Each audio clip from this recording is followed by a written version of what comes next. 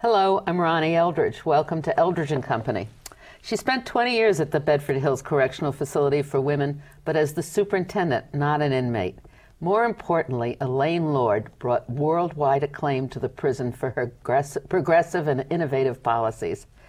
Hello, Elaine. Hello. You're no longer there, right? But you're still an advocate for all this enlightened criminal justice policies, are you? So, yes. Yeah. Let's talk about it, because I met you, I don't know how many years ago. Lots of years ago. And was immediately involved in my concern. It was, I felt that the women in prison were the ultimate end of all the problems women face in the world. Is that, do you understand what I'm saying? That's one way to put it, yeah. Yeah. Some people say, I don't like it, but some people say it's the bottom of the barrel. Yeah. But it's not it's really the end of the line. Yeah. What's the difference with women inmates and men inmates? Well, I think there's a lot of differences. I think that we perceive women differently. We don't perceive them quite as dangerous as men, and I don't think, in truth, they are as dangerous as men. Right. For various reasons. We grew up in a different culture, so we are different. Women are different than men. Whether we're in prison or out, we carry that same culture with us wherever we go, and so when women go to prison, they carry that different culture with them. They tend to look out for each other. They tend to be more emotional. They're the same as we are, in essence. And a very high percentage of them have children, right? It's about 80%. Oh, yes. 80%? I would say 70 to 75% have children. And a lot of them have experienced some kind of battering, abuse, sexual abuse stuff. I think there's a lot of research that shows this is a group of kids who really had a tough time growing up. And if anything, it's probably serial abuse. It probably was abuse that started as children and then continued as they grew up. When you find teenagers coming to prison and they say, well, at 12 I went to the streets because it was safer than home, I think that we should listen. That tells us something. And then, of course, when they hit the streets, they aren't exactly equipped. And so they get into difficult situations, battering, abuse, hooked up with a pimp. 12 and 13 and 14-year-olds, not a good time to try to be making it on the street, not as a woman. Very hard, terrible. And so I know some people think that they've been more secure and safe in prison than they've ever been in their life any other place. I think that's pretty sad. It's a terrible thing to say. Statement about us as a society. Yeah. I think that sometimes that's true, but and I think that sometimes now it gets mistaken as therefore prisons must be good and they're too easy and leads to a whole other. Oh, you mean on the part of the criminal justice system? Yeah. That it's too good. Yeah. So most of the women are in prison for non-violent crimes or violent crimes, or is there not such a distinction? No, there is a distinction. Women who come in for violent crimes tend to have committed violent crimes against family members, sadly.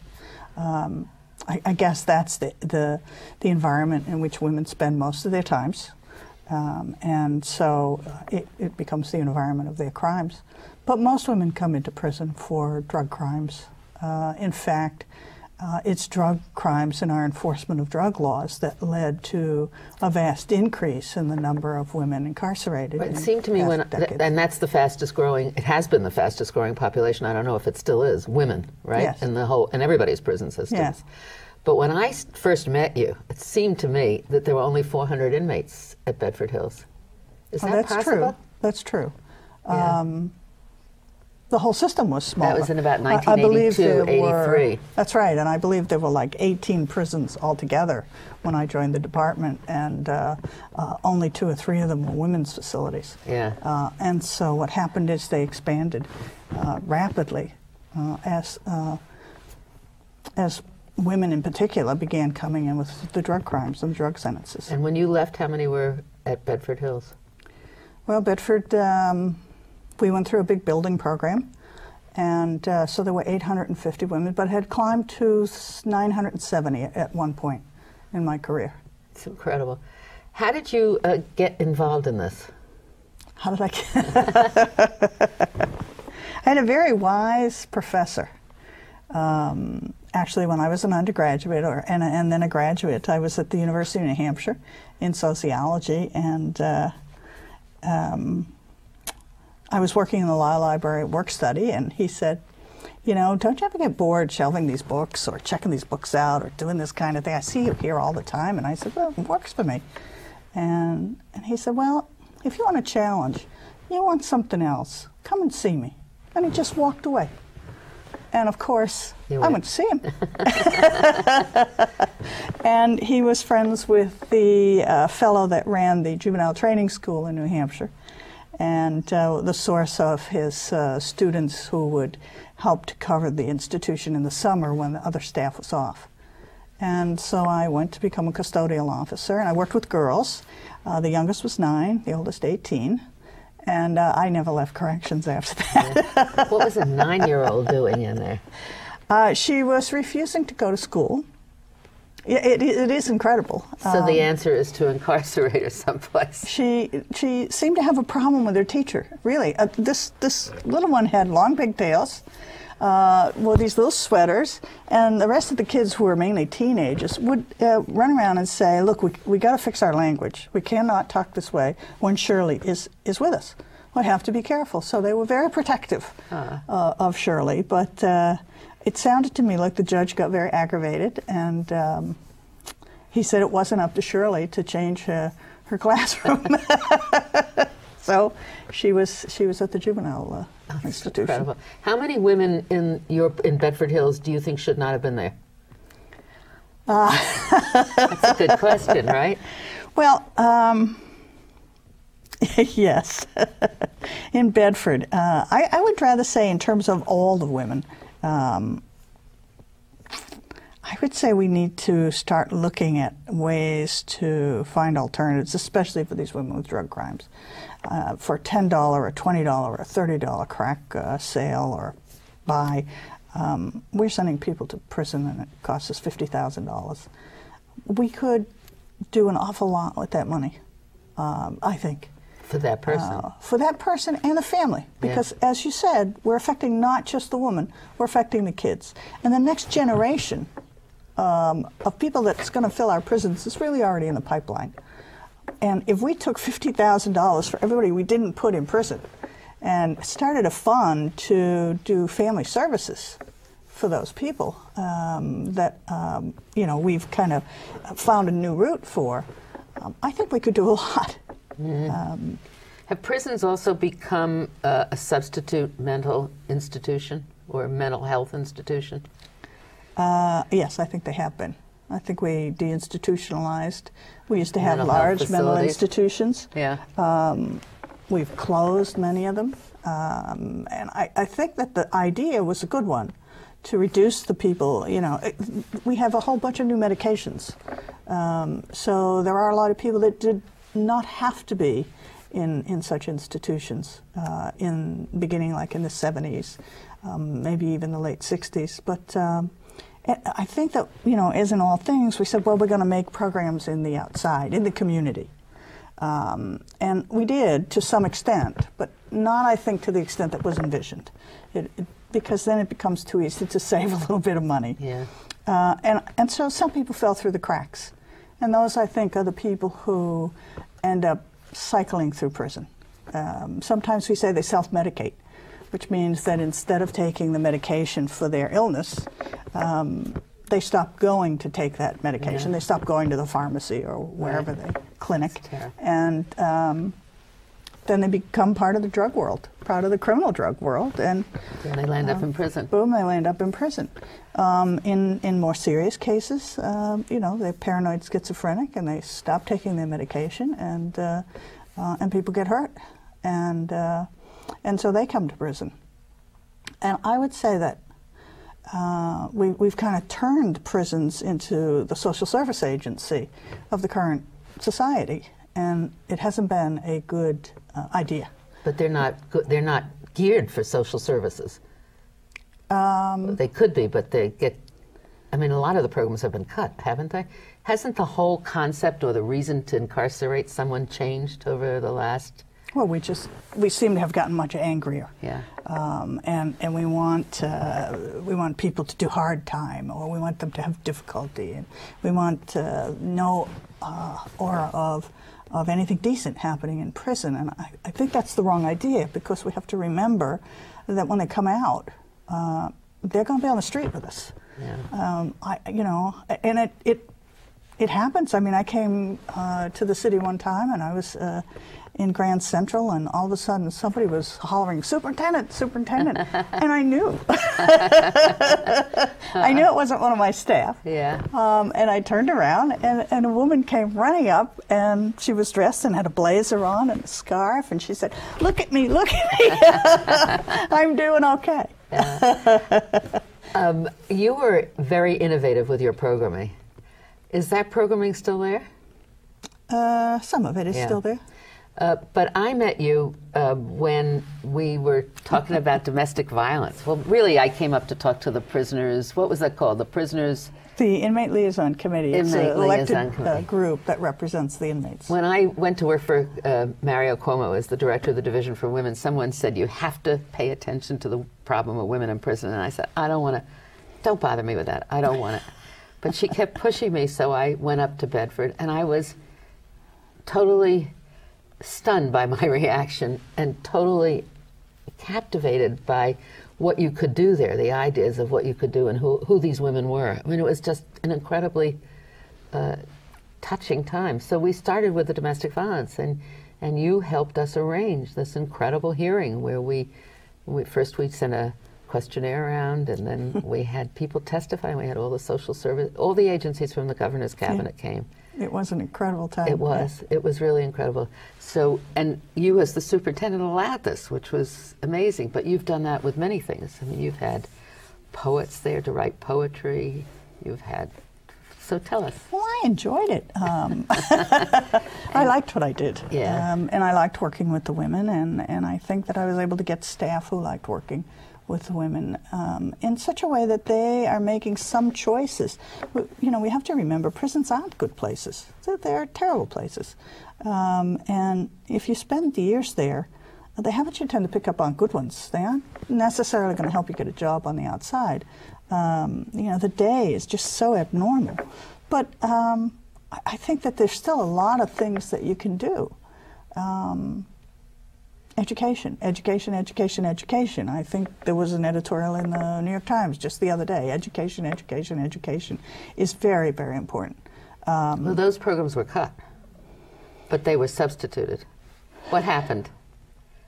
Well, I think, as in all things, prisons go through times of change, and some prisons in this country went through periods where they gave up all programs except just cleaning. Cleaning was the program, and I just don't. That's not wise. I'm sure people remember when not in New York, but in some states, they gave up gym equipment, recreational equipment. It gave it to schools because inmates shouldn't be out bodybuilding, and that the problem with that is we're not thinking about. You know, it takes a lot of discipline to go to the gym every day. I'd like to, but I don't have enough discipline to do it. So I do think there is a lot.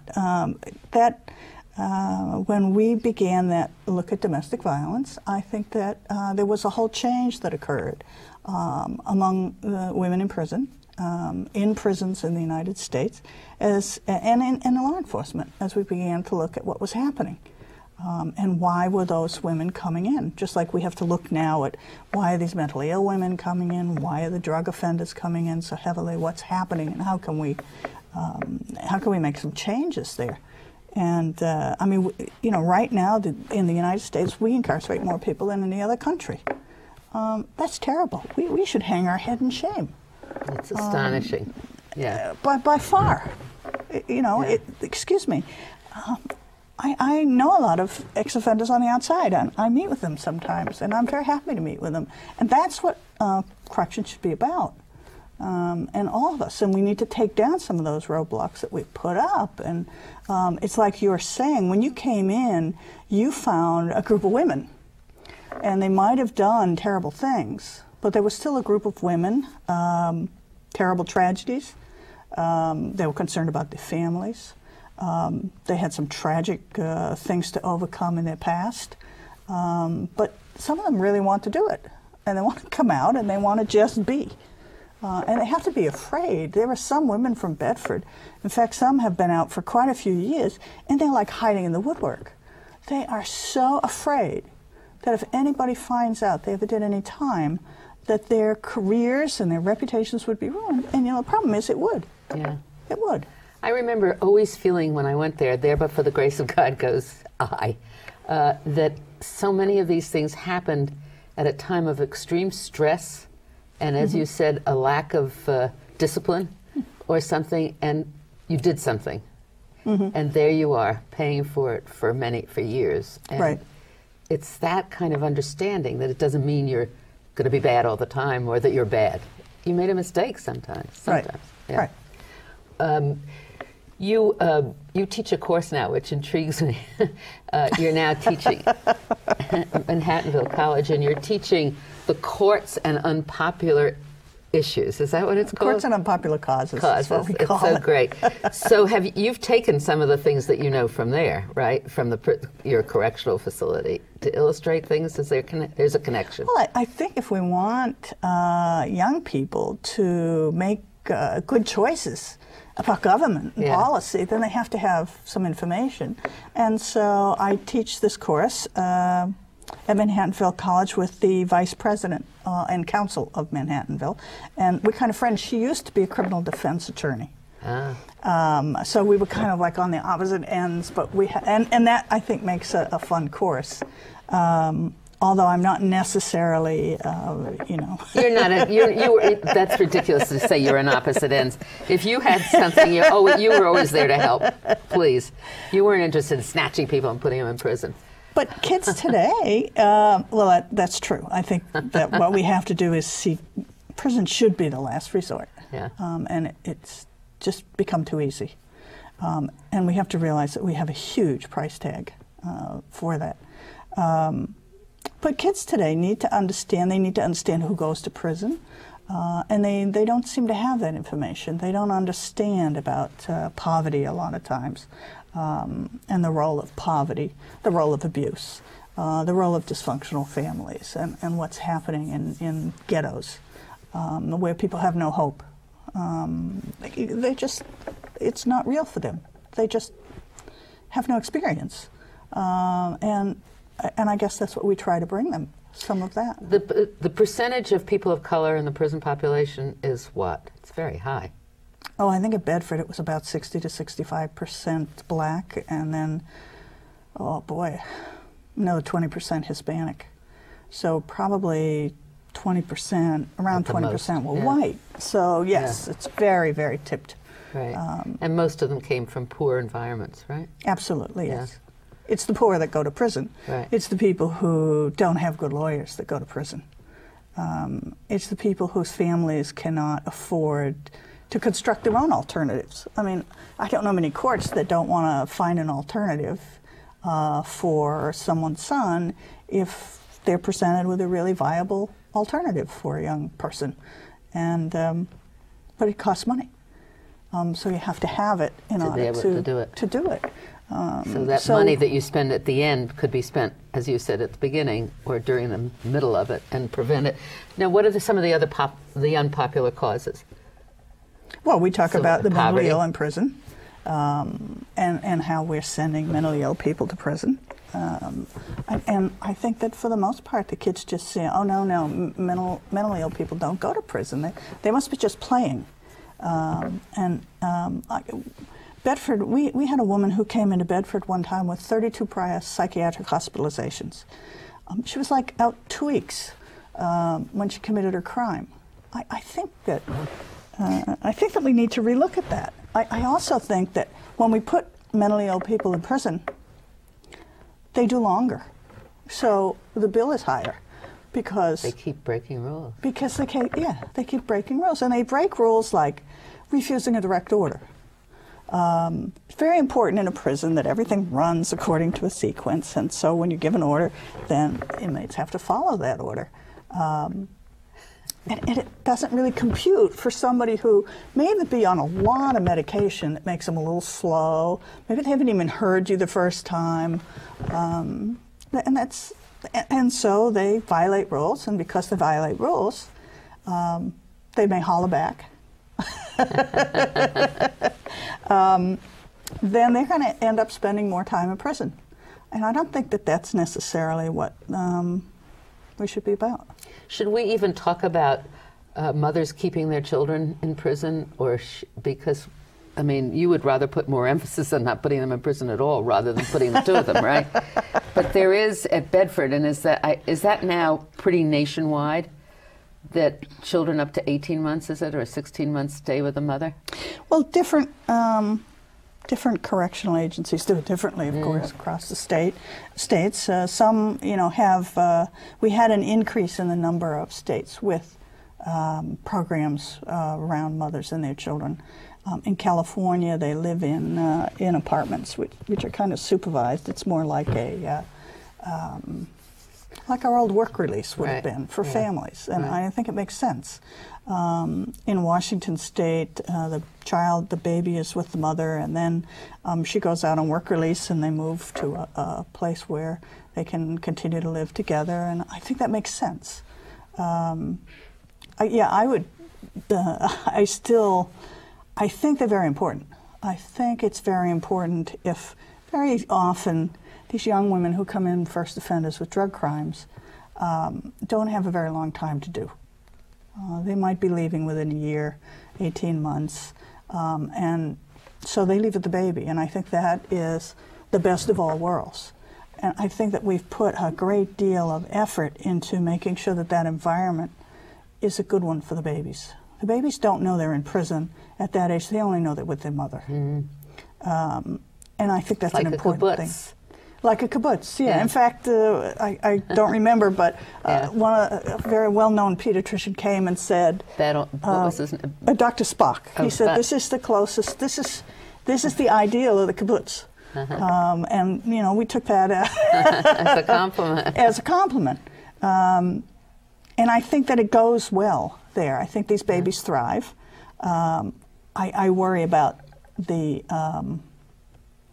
reentry. We're just falling down. We're not putting enough emphasis on the reentry and helping people when they're coming out. And I think that there's so many roadblocks that contributes a lot to the recidivism rate. And also drugs. I mean, I was a smoker. I must have quit smoking 6 times before I stopped. Drugs works the same way. The reentry is a very big problem. The recidivism rate for women is not as great as men? No, women don't tend to recidivate with the same. I think, again, they have less roadblocks. They tend to take advantage of every program available to them in prison, and I think guys are, again, I think it's a difference. Girls tend to go to school, even when they drop out, tend to have been in school a little bit longer than boys, tend to have done a little better than boys, and those differences continue throughout. Get magnified, I guess. And they get magnified, that's right. But when they do come out of prison, if they've maxed out, meaning they've served their whole term, what do they still get $40 and leave? Yes, and a bus ticket. And a bus ticket. Yeah. That was what startled me, But if they haven't, they go into work release, or they're on parole. Are they on parole if they max out? Well, if somebody maxes out, that means they've gone to the absolute end of their sentence, and so no, they just leave. Yeah. I think that, how they come out is important. The young people, the women who come out, I knew a woman who went to her uncle's and was sleeping on the couch. Supportive family. Told her to take her time looking for a job, not to feel any pressure. When she got a job, she could move into her own place, and she felt supported. They tried to find, came up with suggestions, sent her to different places. It still takes months, sometimes years. You can find a job at a fast food place, but you can't make a living. You can't get an apartment for yourself and your child. And we've also blocked so many people, out of the public housing. We've put so many stigmas and so many, no, you can't do this and no, you can't do that, so many jobs that they can't have. And I think we've got to go back and say, wait a minute, if somebody does everything we want them to do, not everybody does it, but some of them do, and they're really making a good attempt. And they were 17 when they come in to the prison, and now they're 30. You have a different person there. Can we see our way to having some kind of a board to look at that and say, maybe we will give them a shot? I mean, there's a couple of people from Bedford right now in Hunter College getting MSWs. And I just love it. But the stigma and the repercussions that will face them when they try to practice are enormous, enormous. And yet I think that they're particularly skilled. Yes, they certainly must be. Yeah. We're almost at the end of our program. Are you writing? What are you going to do? What would you like to do? Yes, I would like to write. Yeah. I would like to write something. I'd like to write something, and I've thought about contacting some of the women because I couldn't write something without having some of their voices in it. And now, and I talked to a couple of them, and several of them already said, well, you have to talk to Miss So-and-so and Officer So-and-so because they have a perspective too. So I just might. That would be wonderful. Well, I hope you do. I hope that you find, and that we find you, and I will help also, a way to affect policies in the compassionate and understanding and enlightened way that you do. Thank you very much for coming. Well, thank you.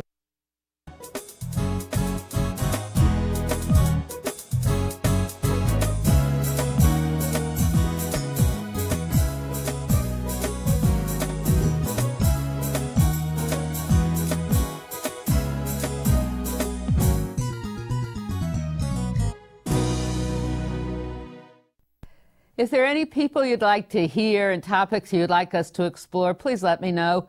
You can write to me at CUNY TV, 365 Fifth Avenue, New York, New York, 10016, or you can go to the website at cuny.tv and click on Contact Us. I look forward to hearing from you.